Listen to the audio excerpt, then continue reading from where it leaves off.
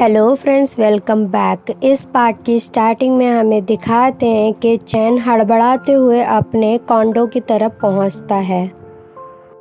जैसे ही वो अपने गेट पर पहुंचता है वैसे ही वो नोटिस करता है कि उसके पास उस गेट के की कार्ड नहीं है।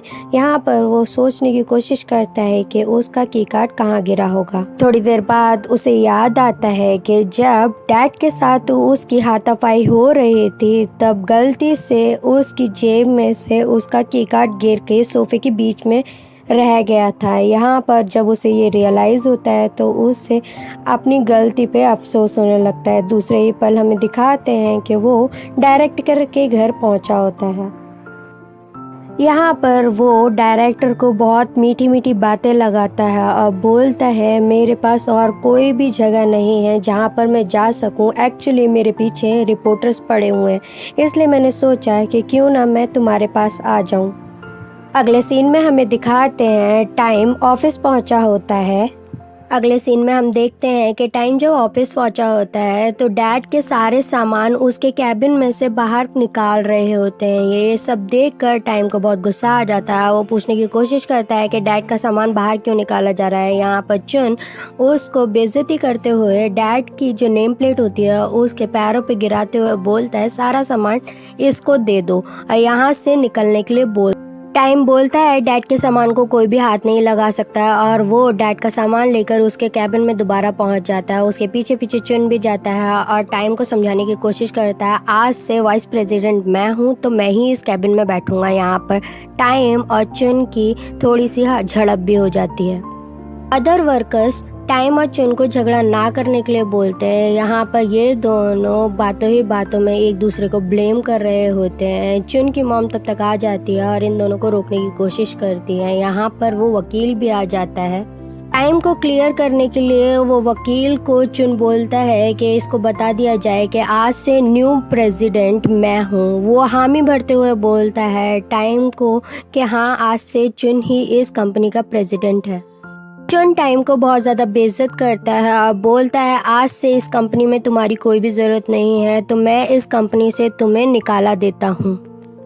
टाइम जब कंपनी से बाहर जा रहा होता है तो और सारे एम्प्लॉय टाइम को रोकते हुए बोलते हैं, हम आपको बहुत ज़्यादा मिस करेंगे। टाइम बोलता है, मैं जल्द ही वापस आऊँगा। यहाँ पर एक एम्प्लॉय टाइम को आश्वासन देते हुए बोलता है कि आप फिक्र ना करें, कंपनी के अंदर जैसे भी हालात होंगे मैं आपको बताता रहूँगा वक्त पे। टाइम जब लौट के जा ही रहा होता है तब कसिनो का मालिक टाइम को रोकते हुए बोलता है, आखिर मैंने तुम्हें बोला था ना कि मैं जल्दी से जल्दी अपनी कंपनी खोल ही दूंगा। यहाँ पर टाइम उसे रोकते हुए बोलता है कि मैं अपनी कंपनी को तुम्हें बर्बाद नहीं करने दूंगा ऐसा। अगले सीन में हमें दिखाते हैं डायरेक्टर के ऑफिस। टाइम का पुलिस वाला फ्रेंड पहुंचा होता है। यहाँ पर वो बताता है कि चैन के खिलाफ अरेस्ट वारंट निकाला गया है। डायरेक्टर को जब पूरी बात पता चलती है तो वो भी शॉक हो जाती है कि चैन की इन्वॉल्वमेंट डैड के मर्डर में पाई गई है। अगले सीन में हमें दिखाते हैं कि टाइम अपनी मॉम को हॉस्पिटल से लेकर घर पहुंचा होता है। यहाँ पर उसकी मॉम उससे पूछने की कोशिश करती है कि क्या हुआ, आजकल तुम ऑफिस क्यों नहीं जा रहे हो। तो टाइम उनको सच नहीं बताता है कि चुन ने कंपनी को टेक ओवर कर लिया है और वो यहाँ पर अपनी मॉम को झूठ बोल देता है कि मैं आपकी केयर के लिए ही यहाँ पर रुका हुआ हूँ।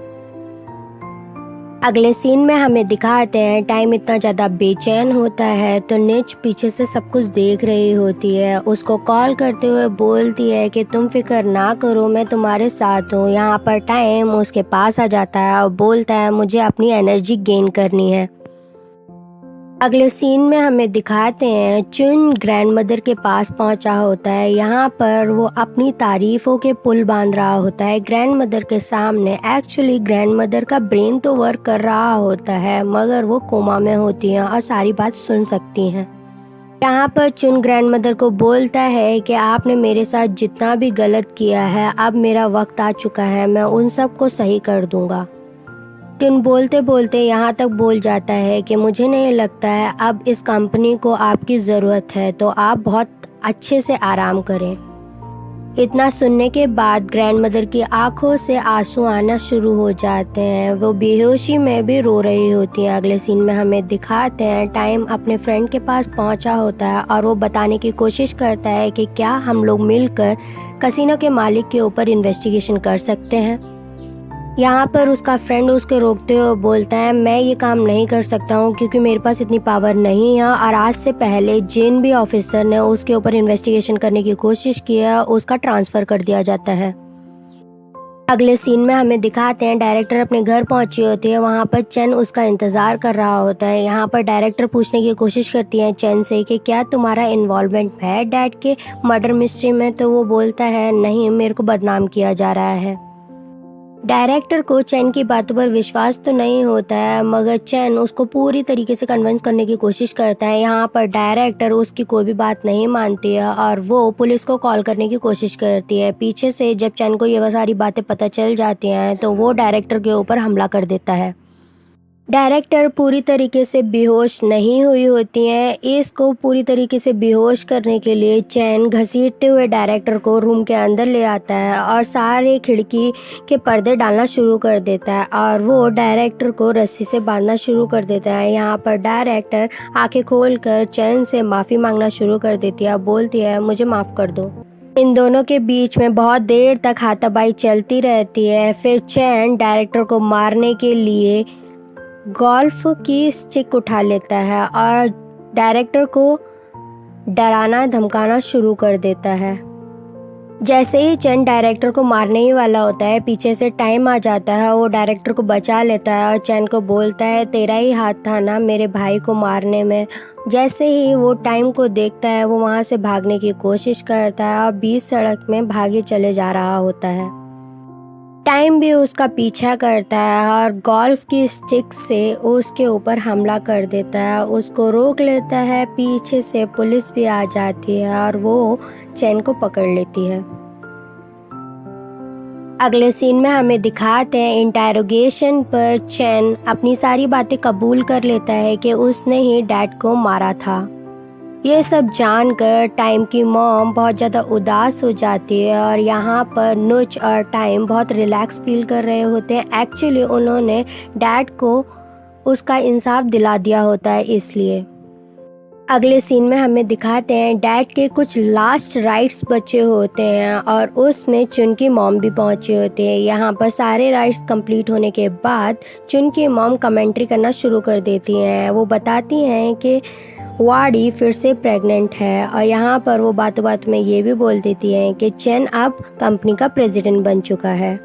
टाइम यहाँ पर चैन की मॉम को रोकने की कोशिश भी करता है कि वो बातों बातों में मेरी मॉम को ये ना बता दें कि चैन ने उसे कंपनी से बाहर निकाल दिया है, मगर वो रुकती नहीं है और यहाँ पर वो बोल जाती हैं कि टाइम को कंपनी से बाहर निकाल दिया गया है। यहाँ पर चुन की मॉम टाइम की मॉम को और भी बहुत कुछ भला बुरा सुनाना शुरू कर देती हैं। उसको देखते हुए थोड़ी देर बाद टाइम की मॉम को चक्कर आना शुरू हो जाता है और उनकी तबीयत बहुत ज़्यादा बिगड़ जाती है। टाइम अपनी मॉम को संभालते हुए वहाँ से ले जाता है। पीछे से चुन की मॉम और चुन बहुत ज़्यादा इंजॉय कर रहे होते हैं क्योंकि सारी बाजियाँ उनके फेवर में जो होती है। टाइम नुच को उसके पुराने घर छोड़ने आया होता है क्योंकि उसके डॉक्टर फ्रेंड ने बताया होता है कि उसकी मॉम को नुच पसंद नहीं है। अगर वो उनके साथ रहेगी तो उनको प्रॉब्लम और भी हो सकती है। अगले सीन में हमें मारिसा को दिखाते हैं। जब वो घर पहुंचती है तो वो देखती है कि उसके फादर गन लेकर अपने आप को ही पॉइंट कर रहे हैं। ये सब देखकर मारिसा घबरा जाती है और घबराते हुए अपने पापा को रोकने चली जाती है। यहाँ पर उसके फादर घबराते हुए और रोते हुए उसे बताते हैं कि हमारी कंपनी के हालात अच्छे नहीं हैं, मुझे लगता है तुम्हें जल्दी से जल्दी कुछ ना कुछ करना चाहिए। यहाँ पर मारिसा अपनी कंपनी को बचाने के लिए बार बार चुन को कॉल करती है, मगर वो उसका फ़ोन नहीं उठाता है।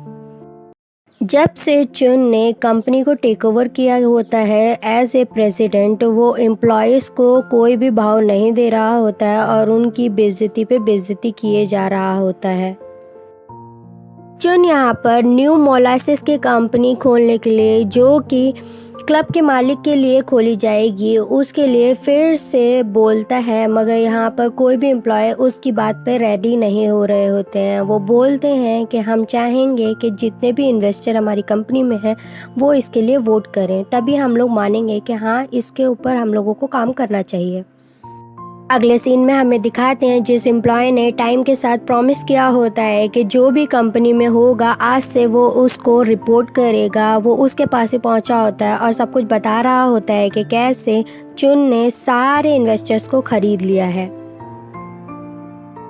थोड़ी देर बाद टाइम नोटिस करता है कि चुन भी वहीं पहुंचा होता है और वो नोटिस करता है कि चुन बहुत ज़्यादा घबराया हुआ है। वो उसके पीछे पीछे जाता है। यहाँ पर वो देखता है कि वो और किसी से नहीं बल्कि मारिसा से मिलने आया होता है। वो चुपके चुपके इन दोनों की बातें सुनना शुरू कर देता है। मारिसा यहाँ पर चुन से अपनी कंपनी को बचाने के लिए ही मदद लेने पहुंचे होते हैं। यहाँ पर चुन उसको मदद करने से मना कर देता है और बोलता है, तुम जैसी लड़की यही डिजर्व करती है। मारिसा और चुन के बीच में बातों बातों में हाथापाई भी हो जाती है, जिसको रोकने के लिए टाइम को बीच में आना पड़ता है। चुन यहाँ पर मारिसा को कोई भी मदद ना करने के लिए बोलकर वहाँ से चला जाता है और यहाँ पर मारिसा को समझ में आता है कि उसका ट्रू फ्रेंड कौन था अभी तक।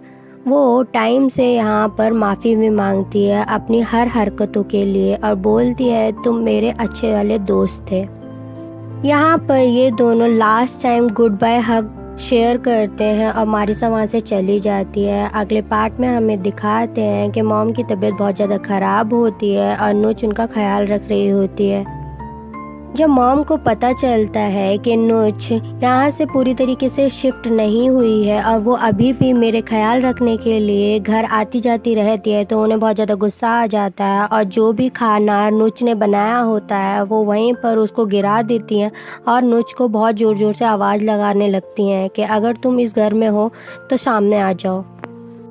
टाइम की मॉम नुच को बहुत ज़्यादा सुनाती हैं, बोलती हैं कि आज से तुम्हें मेरी ख्याल रखने की ज़रूरत नहीं है और तुम्हें इस घर में आने की भी ज़रूरत नहीं है।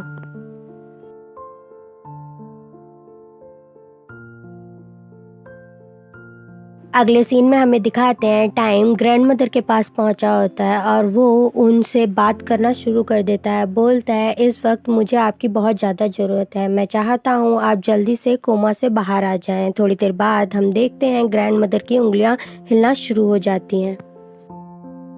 ग्रैंडमदर को होश आ गया होता है, जिसे देखकर टाइम बहुत ज़्यादा खुश हो जाता है और बहुत ज़्यादा रिलैक्स फील करता है। यहाँ पर इन दोनों का प्लान होता है कि वो चुन को या और किसी को पता नहीं लगने देंगे कि ग्रैंडमदर अब कोमा से बाहर आ चुकी हैं। यहाँ पर टाइम ग्रैंडमदर की मदद मांगता है कि कैसे चुन ने जितने भी इन्वेस्टर्स से उनको अपनी तरफ कर लिया है, उनको कैसे वो दोबारा अपनी तरफ लेकर आए। अगले सीन में हमें दिखाते हैं वाड़ी हॉस्पिटल पहुंची होती है अपना चेकअप करवाने के लिए रिन के साथ। यहाँ पर वाड़ी को जब प्यास लगती है तो रिन उसको अपना ख्याल रखने के लिए और वहाँ से कहीं ना जाने के लिए बोलकर उसके लिए पानी लेने चला जाता है। पीछे से मारिसा आ जाती है और वो वाड़ी को बोलती है कि आपका चेकअप करवाने के लिए मुझे आपको ले जाना होगा। वाड़ी भी एग्री करती है और वो उसके साथ चली जाती है। जब रेन पीछे से आकर नर्स से पूछता है कि यहाँ पर एक पेशेंट थी जिसका नाम वाड़ी था, वो कहाँ चली गई है। वाड़ी को वहाँ पर नहीं समझ में आ रहा होता है कि हम लोग कहाँ जा रहे हैं।